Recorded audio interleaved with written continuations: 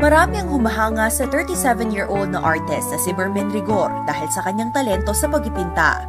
Sa kabila ng kanyang kapansanan, patuloy siyang lumilikha ng makakulay na obra.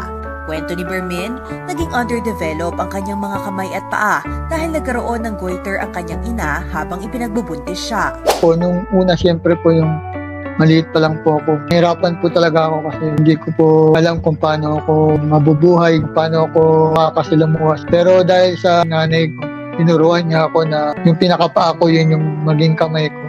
Mahirap lang ang buhay ng pamilya ni Bermin dahil isang construction worker lamang ang kanyang ama. Nang dumating ang pandemya, nawalan sila ng kabuhayan. Naisip ko na pwede ko silang matulungan sa pamamagitan ng talent ko. Bata pa lang, hilig na talaga ni Bermin ang pagguhit at pagpipinta. Kaya simula nang i-post ni Bermin ang kanyang mga gawa, nakatanggap siya ng mga kliyenteng humanga sa kanyang talento at determinasyon sa buhay.